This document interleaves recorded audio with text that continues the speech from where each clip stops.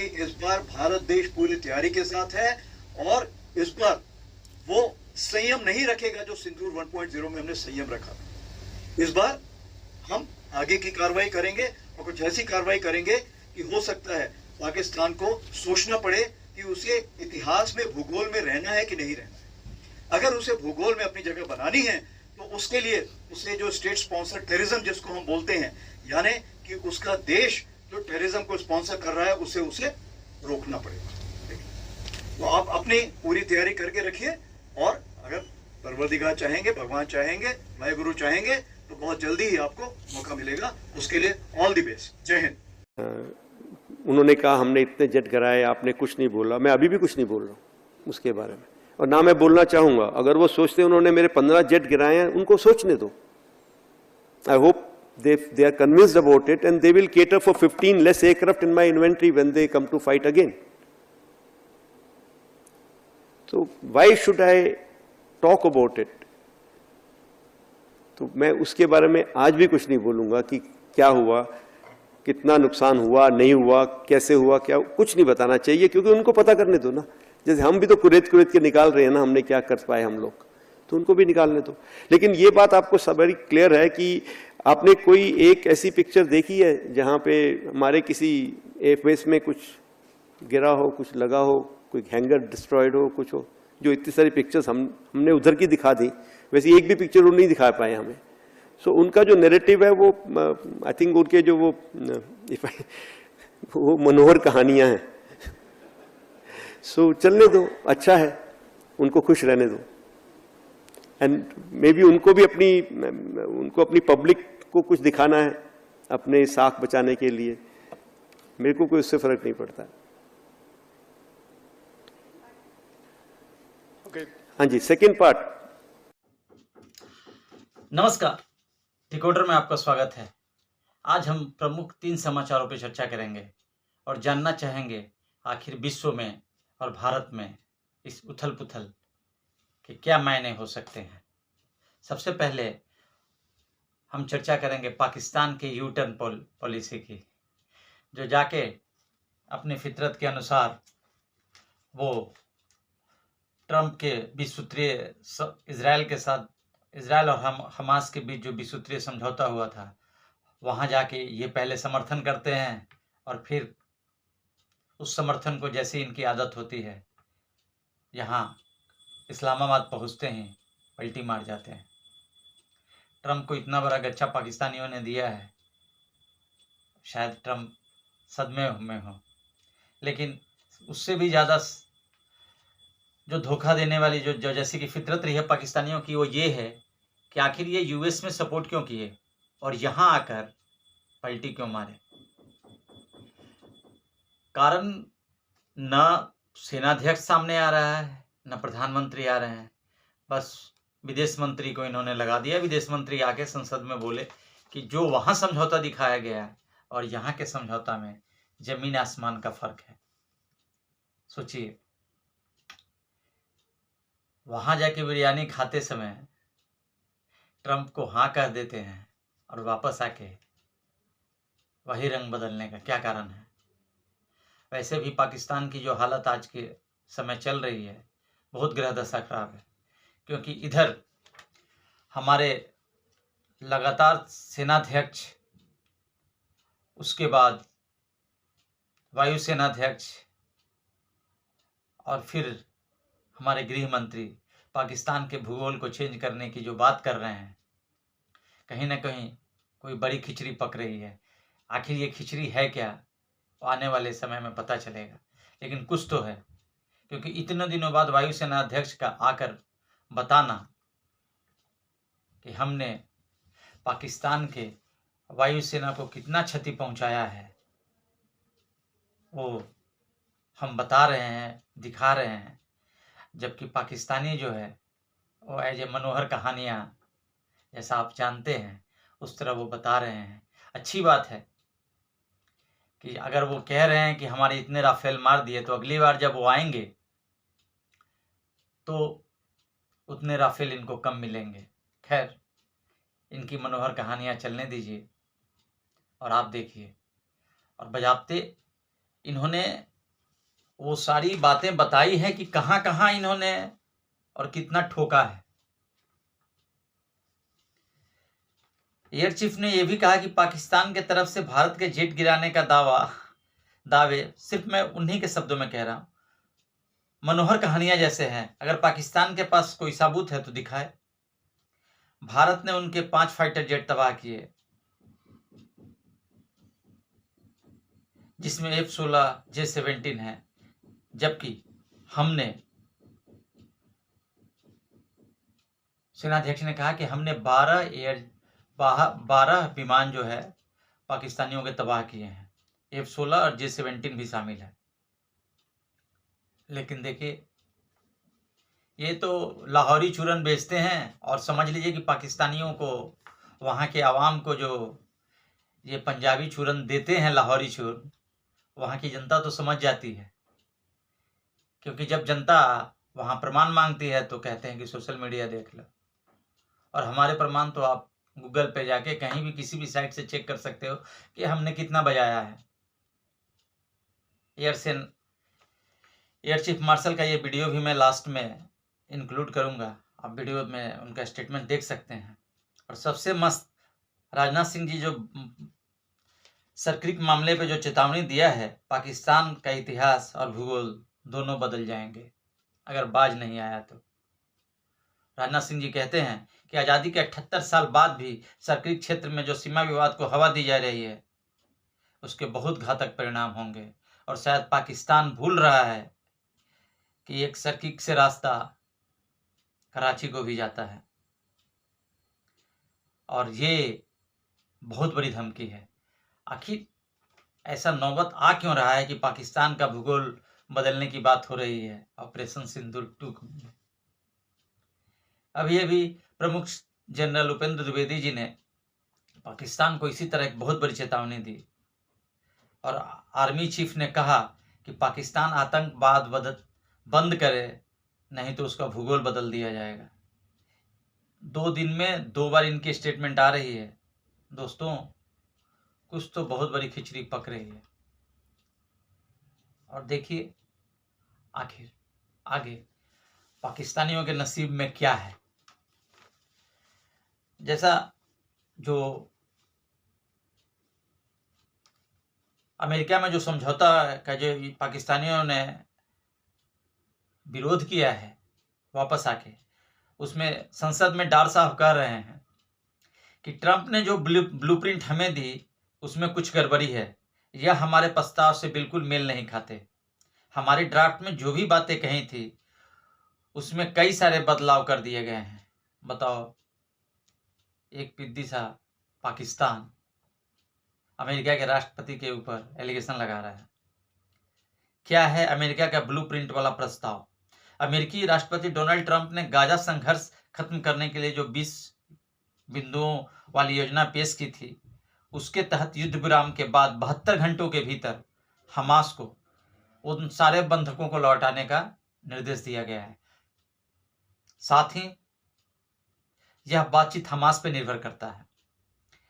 गैर मतलब हमास ने 7 अक्टूबर 2023 को इजराइल पर जो हमला करके जो नरसंहार किया था, जिसमें 1200 से अधिक लोग मारे गए थे, 251 लोग बंधक बनाए गए थे, इसके जवाब में ही इजराइल ने गाजा में वो तांडव किया है, जिसमें अब तक एक आंकड़े के अनुसार 66,000 से अधिक फिलिस्तीनी मारे जा चुके हैं और लगभग सारा गाजा तबाह हो चुका है।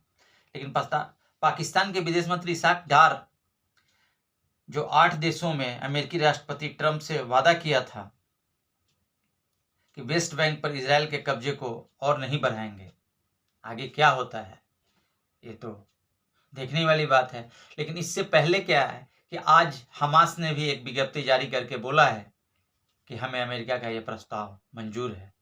अब ये देखते हैं कि कितने दिनों तक यह प्रस्ताव चलता है और कब तक हमास जो है सारे बंदियों को रिहा करता है, या जितने अपहरित इजरायली और जो भी नागरिक हैं उनको रिहा करता है, या फिर इजराइल का तांडव इसी तरह जारी रहेगा। अब आगे बढ़ते हैं। सीमा पर वेनेजुएला में जो अभी आग भड़का हुआ है, जहां जहां अमेरिका के युद्ध पे उसके जल सीमा में के आसपास मंडरा रहे हैं और 1-2 जहाज़ों पर बमबारी भी किया है। वेनेजुएला ने अमेरिका पर गंभीर आरोप लगाते हुए कहा है कि उसकी विमान सीमा में पाकिस्तान की घुसपैठ राष्ट्रीय संप्रभुता पर सीधा हमला है। विदेश मंत्री एवन गिल ने इसे अंतर्राष्ट्रीय कानून का उल्लंघन और उकसावे का कार्रवाई बताया है। दक्षिण अमेरिकी राष्ट्र सैन्य हमले से रक्षा मंत्री व्लादिमीर पेड्रो लोपेज ने वाशिंगटन को आगाह किया है कि वाशिंगटन अगर दक्षिण अमेरिकी राष्ट्र पर हमले की गलती करता है तो उसके बहुत गंभीर परिणाम भुगतने पड़ेंगे। आखिर अमेरिका वेनेजुएला पर के पीछे क्यों पड़ा है? सोचिए, जब से ट्रंप आए हैं तब से वेनेजुएला पर आखिर अमेरिका क्यों इतना आक्रामक हो रखा है? कारण सिर्फ एक ही है, तेल का खेल और डॉलर का डीडॉलराइजेशन। वेनेजुएला में बहुत सारा तेल है। ऐसा माना जाता है कि विश्व का 40% तेल वेनेजुएला में है और मेन लड़ाई उसी तेल का खेल का है। और यूएस चाहता है कि किसी तरह से उसके सारे तेल पर उनका कब्जा हो जाए, जिसके लिए काफ़ी पहले से लगा हुआ है। लड़ाई वहाँ यूएस, चाइना और रूस के साथ ही है। तीनों खिलाड़ी अपने अपने मैदान में हैं। वेनेजुएला की जनता बीच में पीस रही है और जितना आक्रामक अमेरिका हो रहा है एक ड्रग्स के माध्यम से, उस अमेरिका का इल्ज़ाम है कि वहाँ पे जो ड्रग्स का जितना कारोबार हो रहा है अमेरिका में, वो मैक्सिको और वेनेजुएला के माध्यम से हो रहा है। हालांकि कोलंबिया, मैक्सिको, वेनेजुएला का नाम लिया जा रहा है, लेकिन मेन खेल जो है वो तेल का ही है। आने वाले दिनों में साफ होगा कि क्या वेनेजुएला से प्रतिबंध हटने वाले हैं या फिर इसी तरह अमेरिका उसे परेशान करते रहेगा। अब आगे अपन चर्चा करेंगे देश में खासकर नौसेना को एक शक्तिशाली बनाने के लिए, भारतीय नौसेना का शक्तिशाली बनाने के लिए जो आज हमने नया युद्धपोत जो गवर्नमेंट ने भारतीय नेवी को दिया है उसके बारे में। उस युद्धपोत का नाम है एंड्रोस। एंड्रोथ जो है आखिर चर्चा में क्यों है?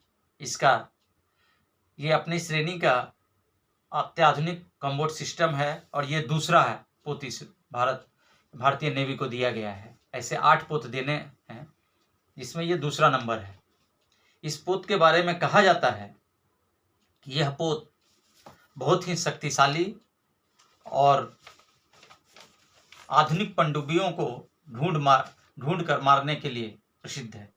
इस पोत की खासियत है यह खोजी अभियान में भी सक्षम है, हमला करने में भी सक्षम है। इसमें स्वदेशी 30 mm नेवल सरफेस गन से यह लैस है और आधुनिक कम्बोट मैनेजमेंट सिस्टम से सुसज्जित है।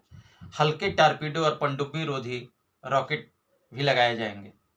विमान के साथ संयुक्त पनडुब्बी रोधी अभियान भी चला सकता है और तटीय जल पनडुब्बियों की निगरानी में सक्षम है। इससे भारतीय नौसेना और मजबूत होगी।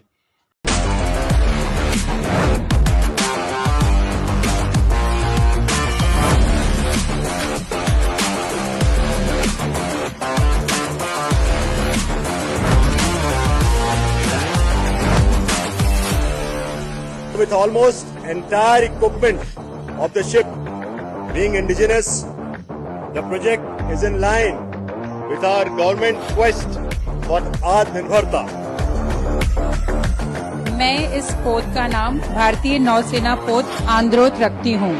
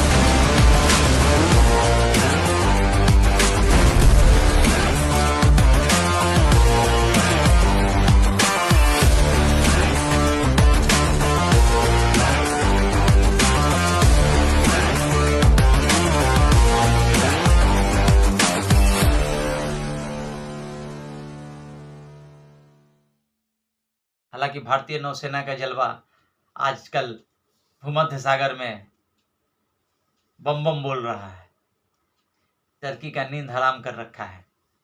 और कल भी टर्की कल से ही घुटनों पे है। अब जानते हैं कि आखिर इसका नाम एंड्रोथ क्यों पड़ा है। बेसिकली एंड्रोथ एक लक्षद्वीप में बहुत बड़े टापू का नाम है।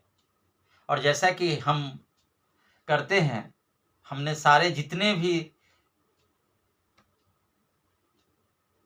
नौसैनिक पोत बनाया है वो किसी न किसी नाम पे ही रखा है, जो भारत के विरासत हैं। सबसे महत्वपूर्ण है कि यह एक घने नारियल का पेड़ और वातावरण से साफ सुथरा टापू है। इसी के नाम पे इसका नाम रखा गया है। यहाँ बौद्ध भिक्षुओं का एक दो बौद्ध स्थल खंडहर के रूप में भी मौजूद है। अब चलते हैं इसके बारे में। यह anti submarine warfare shallow water craft ASWSWC का सीरीज का यह हिस्सा है। इस श्रृंखला का यह दूसरा पोत है। ऐसे इस पोत की खासियत के कारण चीन और पाकिस्तान के साथ ही बहुत सारे देश सदमे में हैं, क्योंकि इससे भारतीय नौसेना को निगरानी में बहुत मदद मिलने वाली है। इस पनडुब्बी का जो पहला था, उसका नाम, जो पहला पोत इस सीरीज का था, उसका नाम था अनोरला। वो 8 मई 2025 को भारतीय नौसेना में शामिल किया गया था। इसी तरह से अभी 6 और युद्धपोत भारत को मिलने वाले हैं, और यह अपने आप में भारतीय युद्धपोत और इस श्रेणी के anti submarine warfare shallow water system यानी ASWSWC सीरीज के आ जाने से सबमरीन की सुरक्षा और जमीन के अंदर समुद्र में बहुत नीचे तक जाके पनडुब्बियों को खोज कर मारने की क्षमता है। आगे अपन चर्चा करेंगे कि आखिर क्या कारण है, अभी तुर्की में कैसा चल रहा है, और फिर आखिर कैसे तुर्की भारतीय नौसेना से निजात पाएगा। हालांकि आज ही उसने इस बात को नाटो में भी उठाया है, लेकिन इसका कोई परिणाम नहीं हुआ, क्योंकि नाटो में फ्रांस भी साथ में एक्सरसाइज कर रहा है वहाँ पे। अब आगे आज की जो मीटिंग है उसके बाद ही कुछ होगा, लेकिन भारतीय नौसेना के साथ ही वहाँ 4 युद्धपोत और हैं, और हम वहाँ रिहर्सल पे लगे पड़े हैं, और तुर्की थर थर कांप रहा है। जय हिंद, जय भारत। पूरी होनी चाहिए। दुश्मन को आप कभी लाइटली नहीं ले सकते। और दूसरी चीज, अगर मौका मिला तो बाहर जाके बैठो, यही करोगे, है ना? पूरी होनी चाहिए। दुश्मन को आप कभी लाइटली नहीं ले सकते। और दूसरी चीज, अगर मौका मिला तो बाहर जाके बैठो, यही करोगे, है ना? साथियों, आजादी के 78 साल बीत जाने के बावजूद सरक्रीक इलाके में सीमा को लेकर एक विवाद खड़ा किया जाता है। भारत ने कई बार बातचीत के रास्ते इसका समाधान करने का प्रयास किया है, मगर पाकिस्तान की नीयत में खोट है, उसकी नीयत साफ नहीं है। जिस तरह से हाल में पाकिस्तान की फौज ने सरक्रीक के सटे इलाकों में अपना मिलिट्री इंफ्रास्ट्रक्चर बढ़ाया है, वह उसकी नीयत बताता है। साथियों, भारत की सीमाओं की रक्षा भारतीय सेनाएं और बॉर्डर सिक्योरिटी फोर्स मिलकर मुस्तैदी से कर रही हैं। अगर सरक्रीक इलाके में पाकिस्तान की ओर से कोई भी हिमाकत की गई तो उसे ऐसा करारा जवाब मिलेगा कि इतिहास और भूगोल दोनों बदल जाएंगे मेरे साथियों। और 1965 की जंग में भारत की सेना ने लाहौर तक पहुंचने का सामर्थ्य भी दिखाया। आज 2025 में पाकिस्तान को याद रखना चाहिए कि कराची का एक रास्ता क्रीक से ही। उन्होंने कहा हमने इतने जेट कराए, आपने कुछ नहीं बोला। मैं अभी भी कुछ नहीं बोल रहा हूँ। उसके बारे में, और ना मैं बोलना चाहूंगा। अगर वो सोचते हैं उन्होंने मेरे 15 जेट गिराए हैं, उनको सोचने दो। I hope they are convinced about it and they will cater for 15 less aircraft in my inventory when they come to fight again. So why should I talk about it? तो मैं उसके बारे में आज भी कुछ नहीं बोलूंगा कि क्या हुआ, कितना नुकसान हुआ, नहीं हुआ, कैसे हुआ, क्या, कुछ नहीं बताना चाहिए, क्योंकि उनको पता करने दो ना। जैसे हम भी तो कुरेद के निकाल रहे हैं ना, हमने क्या कर पाए हम लोग, तो उनको भी निकालने दो। लेकिन ये बात आपको सब बड़ी क्लियर है कि आपने कोई एक ऐसी पिक्चर देखी है जहां पे हमारे किसी एयरबेस में कुछ गिरा हो, कुछ लगा हो, कोई हैंगर डिस्ट्रॉयड हो, कुछ हो? जो इतनी सारी पिक्चर्स हमने उधर की दिखा दी, वैसे एक भी पिक्चर वो नहीं दिखा पाए हमें। सो उनका जो नैरेटिव है वो आई थिंक उनके जो वो मनोहर कहानियां हैं। सो चलने दो, अच्छा है, उनको खुश रहने दो।